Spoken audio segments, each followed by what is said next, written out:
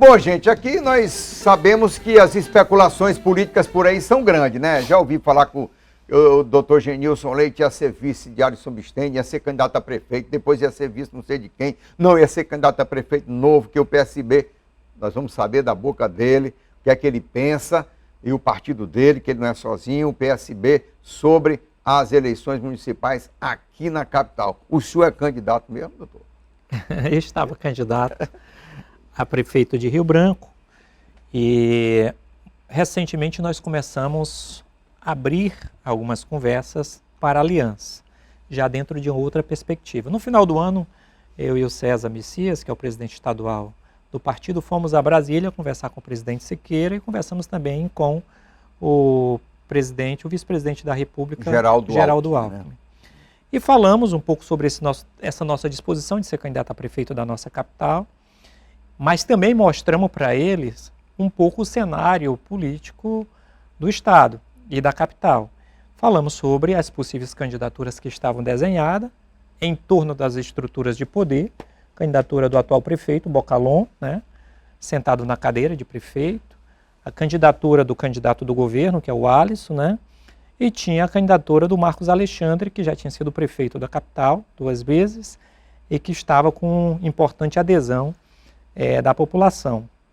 E eles falaram um pouco que era importante a gente manter a candidatura até esse ano, para observar um pouco o contexto, se modificava, se tinha alguma alteração, e não havendo modificação, a gente priorizar processos de aliança, construção de alianças.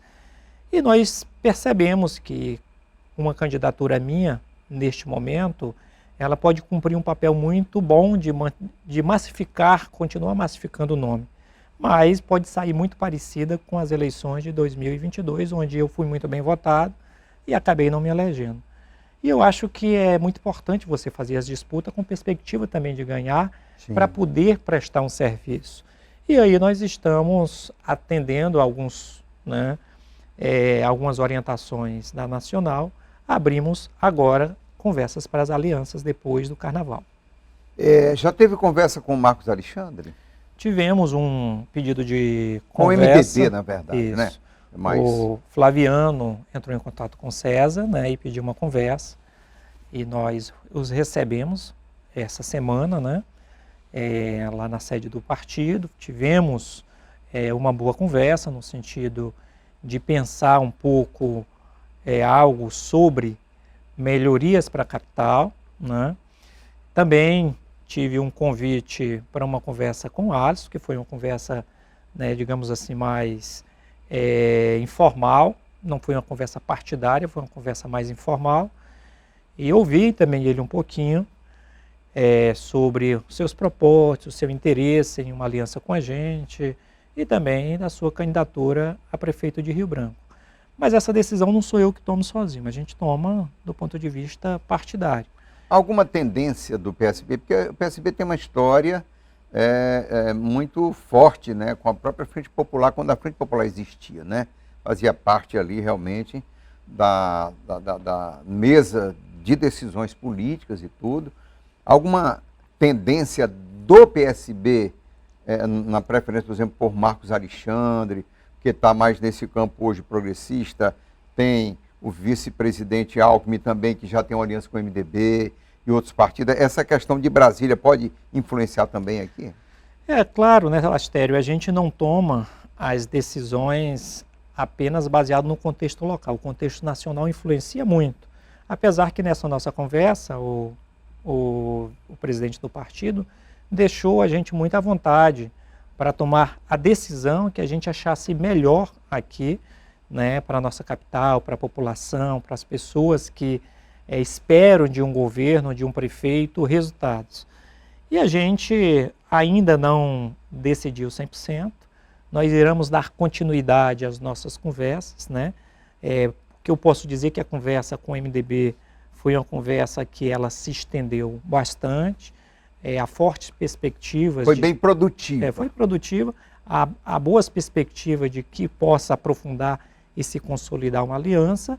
Agora, isso ainda não está martelo 100% batido, né? Nós iremos conversar mais ainda. O senhor é, politicamente falando, o maior expoente do partido. É a liderança que tem uma perspectiva de continuar na política e trazer o PSB para um novo protagonismo, como ele já teve, inclusive, no passado, né? Se fosse feito o convite para o senhor, por exemplo, compor com o Marcos Alexandre, aqui nós estamos sob hipótese, né? O senhor aceitaria? Olha, Astério, este assunto de poder ser vice, para mim não é nenhum demérito. Eu acho que com certeza a gente pode analisar essa questão, né? Algo que vai ser discutido com o partido, vai ser discutido com as forças políticas que se aliançarem, e eu quero de alguma maneira ajudar. O seu nome, o senhor quer dizer que o seu nome está à disposição? Eu, como um soldado? Como soldado, eu pretendo ajudar.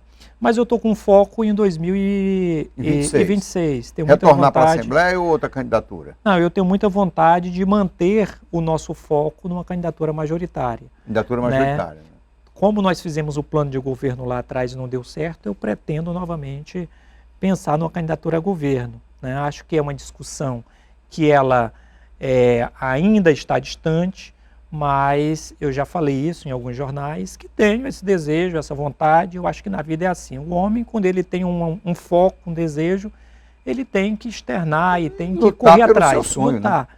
Lutar. Eu entendi que naquele momento em que a gente tentou juntar aquele grupo para poder ter uma candidatura a governo, não deu certo, não significa que em 2026 não vai dar, né? Eu acho que às vezes você perde uma eleição, às vezes outra não dá certo, e com as derrotas, às vezes, ou com alguns erros que a gente comete, que a gente vai acertando e de repente chega aos nossos objetivos. A gente aprende mais na derrota, né? Muitas vezes. Muitas vezes. Olha, Maria Goretti está dizendo o seguinte aqui no na nossa rede social, no WhatsApp, na verdade.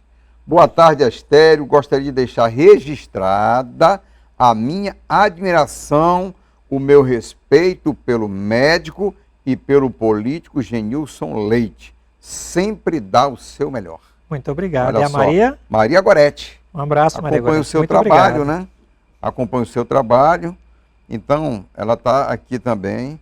Fico honrado, Goretti. Muito obrigado. Colocando a opinião dela acerca do seu trabalho, né? O PSB também não é só na capital, é no interior do estado. Como é que está, por exemplo, no município do Rio Grande do Sul, Tarauacá, Vale do Acre? Como é que está o partido para essas eleições? Olha, você sabe que o PSB é um partido que ele não é um partido grande. Já foi mais expressivo, mas hoje, em função de ter perdido algumas eleições, ele não é um partido grande. Então, hoje nós temos algumas figuras políticas de expressão no interior e vamos tentar trabalhar para que essas figuras participem de alguma chapa majoritária. Mas nós não vamos estar com nenhum tipo de ilusão que vai ser um partido que vai disputar várias prefeituras, que vai formar várias chapas de vereador. Não, é a realidade hoje. Os partidos são assim, uma hora eles têm importante adesão e outra hora eles estão embaixo, né? E o PSB é um partido que já foi um partido médio, um partido importante no nosso estado, e hoje ele está um partido que teve algumas derrotas e que está voltando para o cenário, né? Tem aí o vice-presidente. A nível de Brasil é um partido partido grande, Brasil, né? Partido grande. Uma bancada federal. Exatamente, tem uma bancada federal significativa, mas aqui no estado nós estamos com algumas dificuldades. Então nós vamos trabalhar para... Tijolo por tijolo. Tijolo por tijolo, isso aí. Eu vou lhe fazer uma pergunta aqui, o senhor sinta à vontade para responder. A gente, em função das eleições passadas aí, aquela questão com o ex-senador Jorge Viana. Aquilo ali está resolvido entre o senhor e ele? O senhor tem alguma mágoa? Porque política, às vezes, gera assim, uns desentendimentos, uns conflitos de interesse, é natural, também não é nada, não é uma inimizade, né? É um adversário político e tal. Como é que foi aquela questão, se o senhor quiser falar? E também, se está tudo em paz, se o senhor sentaria hoje com ele para conversar sobre política, fazer algum tipo de composição? Olha, Astério, assim, eu não sou uma pessoa de guardar mágoas, de ficar remoendo coisas, de perder o meu tempo, né, com questões de mágoa, de forma nenhuma. Eu acho que cada pessoa, Tudo que as pessoas plantam, elas colhem, né? E eu tenho procurado plantar boas sementes, tenho procurado não gastar minhas energias tentando fazer algo contra uma pessoa porque ela me fez algo mal. Eu deixo para trás, né? E foco nos meus objetivos. Então, da minha parte, nenhum tipo de problema. O meu propósito é ajudar o meu estado. Se puder ter uma candidatura lá na frente, mais expressiva, para além do parlamento, que já fui 8 anos deputado, eu quero ter essa candidatura. Se a população achar que eu tenho condição de futuramente ser governo do estado, ou tenho outro cargo que eu possa ajudar mais do que deputado estadual, eu estou à disposição.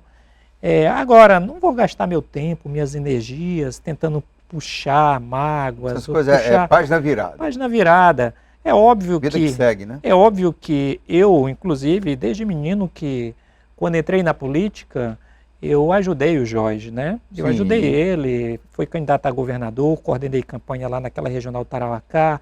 Todas as eleições que ele foi candidato a governo, a Senado, ajudamos, coordenando, votando.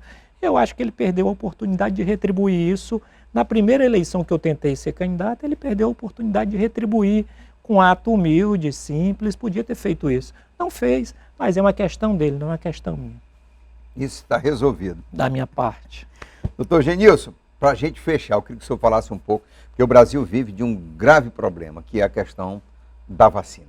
A gente sabe, é público e notório, respeitando quem gosta do presidente Bolsonaro, sem problema. Mas ele, no aspecto da vacina, ele trouxe uma desconstrução grave para o Programa Nacional, que foi criado em 1973, salvo engano, pela ditadura militar, pelo regime militar. Então era um programa que ele, como militar, deveria ter seguido ao pé da letra. Hoje a gente vê o retorno de doenças graves e muitas pessoas, né, com aquela ideia de que a vacina faz mal, de que a vacina é isso, de que até do demônio. Eu já ouvi uma conversa louca dessa, né? Isso é um absurdo, né, Astério? Porque, assim, as pessoas que minimamente acompanham a evolução da humanidade percebem que... E o senhor é infectologista. Infectologista. A expectativa de vida do homem, inclusive da nossa região, da Amazônia, era de, há 30 anos atrás, era de 40 anos, 50 anos, porque grande parte das pessoas morriam de doenças infecciosas. No ciclo da borracha, aqui as pessoas morriam de muita febre amarela, muitas hepatites, né? Você chegava aos 40. E aí surgiram lá atrás vários tipos de questões que melhoraram muito a expectativa de vida. Surgiram os antibióticos, né? Penicilina. Exatamente, a penicilina, que fez com que as pessoas se curassem, a expectativa de vida melhorasse. Surgiram as vacinas lá atrás e foi criado o Programa Nacional de Imunização, que hoje o SUS é das referências mundiais. Os nossos filhos, os nossos pais, hoje, se você der uma olhada, aqui e ali você vê uma pessoa com sequela de poliomielite, mas hoje você não vê mais crianças com poliomielite, com sarampo, com cachumba dentro de hospital. Você só sabe do nome por conta de quê? Das vacinas. Então, questionar o efeito das vacinas é um ato de grande responsabilidade ou de ignorância, podemos dizer assim. Vacinas vieram para salvar vidas, para aumentar a expectativa de vida da humanidade. Ninguém vai colocar uma vacina num sistema tão poderoso que nem o SUS, tão consolidado, para afetar ninguém. Você coloca para quê? Para melhorar a política de saúde pública. Então, as vacinas, elas são de qualidade, elas são aprovadas pela Anvisa, elas trazem melhorias e melhoram a expectativa de vida da população. Hoje nós temos a vacina da dengue chegando aí como uma ferramenta importante para poder diminuir os casos de pessoas que morrem de dengue ou adoecem de dengue nos hospitais. Para diminuir também os casos de dengue, nós precisamos atuar no combate ao vetor, que hoje é um problema. A gente vê que o vetor está se reproduzindo no entorno das casas e o sistema público sozinho não dá conta. Se as pessoas não ajudarem, vai aumentar o número de pessoas com dengue até o mês de março, como a ministra de Saúde já falou.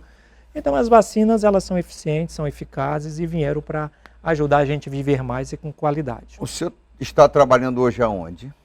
Eu estou trabalhando na Fundação Hospitalar. Fundação Hospitalar. Uhum, e também tenho meu consultório. O senhor tem seu consultório, né? Isso. Ok, gente.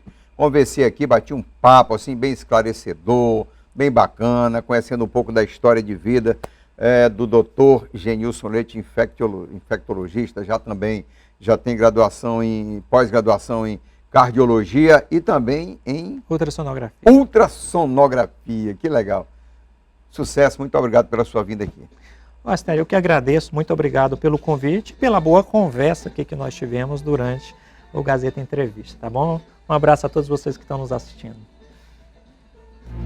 Gente, eu vou para o intervalo comercial, tem mais um bloco. Agora, olha, na volta nós vamos falar de literatura, de poesia, juventude, hein? Depois do intervalo.